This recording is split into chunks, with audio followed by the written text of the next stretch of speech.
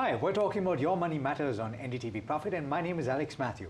Now, if you've paid attention to mutual fund news, then you'll know that as of last week, there was a notification by the Securities and Exchange Board of India, that's the market regulator, that reclassified mutual funds. And from the various announcements that came through in that circular, one thing stood out, which is the replacement of solution-oriented funds with life cycle funds. And this is an interesting piece because solution-oriented funds were meant for a specific purpose. They were meant to help you save towards things like retirement, and that was bucketed separately.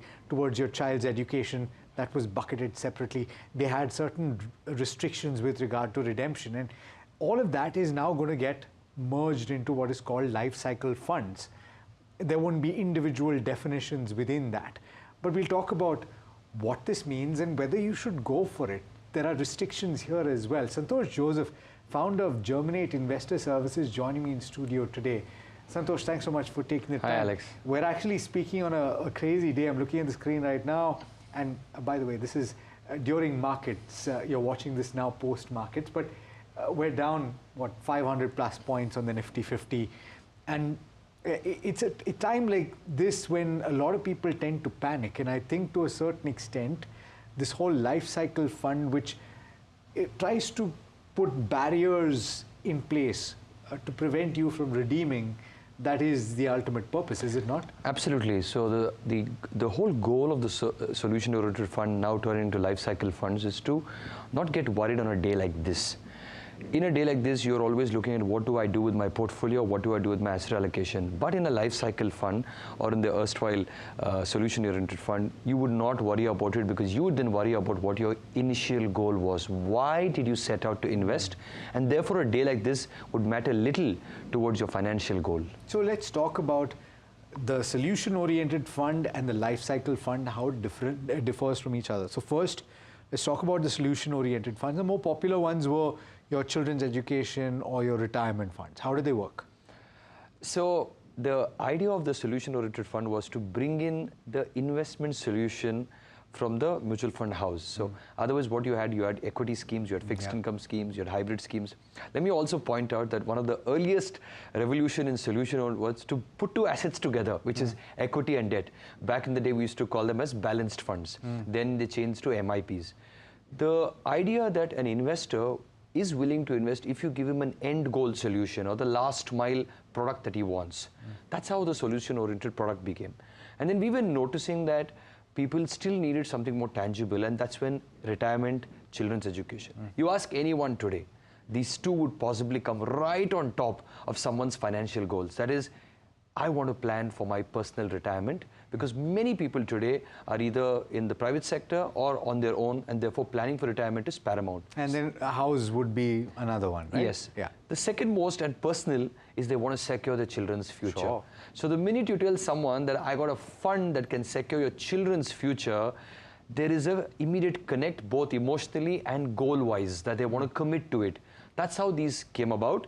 And what we're seeing right now is we're not calling it by name, we're calling it by time. The life cycle solutions system, what the new order of the day is that I don't want to define you by just children's education or retirement, because there could be somebody who doesn't want neither of them, but still they would like a goal to be met. So, but there was also a restriction in the solution-oriented fund with regard to redemption. You weren't allowed to pull money out. Wasn't that the case? Yes.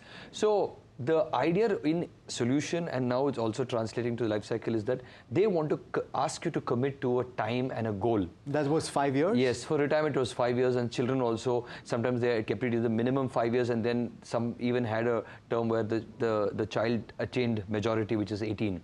Now what this did was, there were few people who were takers, and that industry didn't grow as much. Sure. So therefore, if you look at retirement, the whole subset, which is hybrid, debt and equity, should be shy of 25,000 crores. Then the children's also shy of 10,000 crores. Now what it brought about was, there were little takers for this because people wanted flexibility of taking out the money. We'll talk about that in a bit, but how does that differ from life cycle funds? Because from what I saw, life cycle funds do not have a barrier on redemption. You can pull it out, but you'll have to pay that exit load, right? So that exit load reduces as time goes by, right? clearly, there are two things that life cycle solves from a solution oriented. Number one, they do have a exit window, of course, with a exit load structure. So the exit load structure is to defer people coming out a little too early. The second most important part is the movement of equity is gradual. Therefore, when you're younger and investing for a slightly longer term, equity is higher. Sure. As you're progressing towards the goal, for example, you have a 15-year goal, equity is higher. You have a 5-year goal, equity is lower. There's a kind of an auto balance with a thermostat kind of an equivalent that equity should help you mitigate risk, and the time horizon helps you stay the course. Yeah, and so it kind of moves like how your NPS would normally move over a period of time, your national pension scheme, your amount of fixed income increases over a period of time. It kind of works like a multi-asset fund as well, yes. where funds are allowed to put a certain amount in commodities as well, right? So here the advantage is, as you near your goal or near the life cycle of the scheme that you've chosen, equity reduces, fixed income happens. So what is happening here? You're reducing volatility and you're bringing in certain element of certainty and lesser shock from the market, and also certainty of the corpus that you've built over a period of time. That's number one. Number two, the life cycle funds also opens up with multi-assets, because the time you can afford to add commodities, equity, REITs, InvITs, all these things now make the whole play exciting because the time is also quite wide. So can I be honest?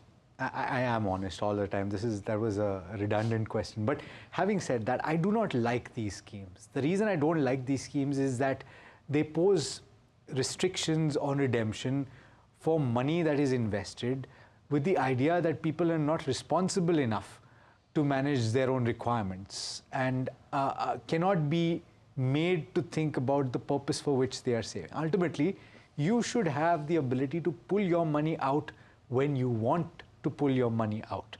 And if, for example, that is because your fund manager is not doing what they promised that they would do, then you should be able to pull money out without a penalty. So it's a dilemma, because on one hand, you're coming in with a certain time horizon in mind. On the other hand, you also expect liquidity. So therefore, the only way you can create a certain amount of deterrent is to have an exit load. Now, I think this exit load is not a normal case scenario, it's an exceptional case scenario. In an exceptional case scenario, you are, for some reason, hard-pressed for liquidity, it's still available. So I would look at it that way, that generally the idea is to stay invested. The gating process of having an exit load is to deter you from taking the money away, but it is not a 100% deterrent. You just, depending on the time. Now again, remember, it's graded in the first 1 year, second year and third year, and after that there's no exit load. So if you can't stay 3 years in a fund, especially which has got a large amount of equity exposure, then maybe you'll even not meet your objectives. So therefore, don't look at it that way. Look at it in a way that, you know, people will generally stay, because now we're trying to align an investment thesis with your time horizon. I agree with you. But having said that, the same exact portfolio is likely available in another scheme that is not bucketed as a life cycle fund, that is probably a flexi-cap fund or a multi-asset fund. Why not invest in that? Now, this is absolutely the right part. When you have so many flexi-cap or multi-cap or even dedicated scheme that can help you do equivalent or sometimes even better and have liquidity, at a lower cost. Lower cost, Santosh, track record. Let's face it, Yes. You and I both know that these solution-oriented funds were effectively the equivalent of existing schemes, but priced at 2%. Yes. The total expense ratio at 2%, how is that justified? So the reason that expense ratio was slightly higher was because I was giving you the numbers earlier. Yeah. They never took off in size and scale. Now, because of the size and scale disadvantage, you were slightly on the higher side expensive from the TR perspective. Look at your favorite that argument, sorry to cut you, that argument can be made if you are doing something that is dramatically different. Were they doing something that was dramatically different from the existing schemes? Maybe that also explains why solution-oriented schemes, the plug is being pulled off, and then you have now the life cycle funds. Yeah. Because the idea over here is that we are actually thinking about this whole process from the mind of the investor. They need a hook and a reason to stay invested in the scheme. Now, any portfolio manager or any person helping them build a model portfolio or asset allocation wants you to stay for as long as possible, because that's where the money is. The compounding benefit kicks in, you'll be able to meet your goals. But we cannot predict who will exit when. And therefore, if you look at all diversified equity funds, give you great opportunities to make money, but the challenge is we have data that tells us that many people don't stay the course. In a day like this, when markets are volatile, you're worrying, should I exit or should I stay put? That should never even be the question. So maybe solution-oriented funds were meant for that purpose, where you did not think about the day-to-day affairs, but you thought about the long-term goal that you came into the fund. So in this case, I agree with your view on being expensive, and you had the like-to-like comparison at way cheaper cost. But that's for the discerning investor, because for most of this is for investors who were looking for a solution, who were looking for the end mile to meet their financial goal. I'd like to think that everybody that's listening to you right now on Your Money Matters is now considered a discerning investor. Please look at the cost also when you are investing. It's an important factor to bear in mind. Don't only focus on the cost. And also, I'd like to talk to you, Santosh, about the current scenario, right? Where seeing dramatic declines in portfolios, and markets have actually dropped from the peak. As of this morning, it is actually trading at close to 10% for the benchmark Nifty 50 from the 52-week high. And we were having this debate this morning about individual equity, about whether you can go out and buy the dip. And the argument that my colleague was making was that it's not always a great strategy to go and do, because it can fall dramatically. There's no reason to say that when you've hit correction zone, which is 10%, it won't fall further. So what is the advice that you're giving to your clients right now? I think that's a sound advice, that don't go by the first dip. Yeah. But you should participate. I'm not saying buy 100%, sure, but start nibbling in, because you'll never be able to time it. Now, you know, it has to fall 10% for it to go to 15 and 20. Yeah. It directly won't fall to 15 and 20. So when you are able to catch that first 10% dip. I mean, not always. COVID-19 happened. Yes. So in COVID, the correction was so fierce, so fast, that many people didn't even get a chance to do anything. Yeah. They couldn't even sell, they couldn't even buy. Yeah. But here, this has been very graded and very gradual. In fact, if you take the all-time highs in September of 2024 to where we are today, it's a good 17, 18 months. Now, in that period, many people have been sitting on the fence or wondering what to do. So the idea is buy gradually.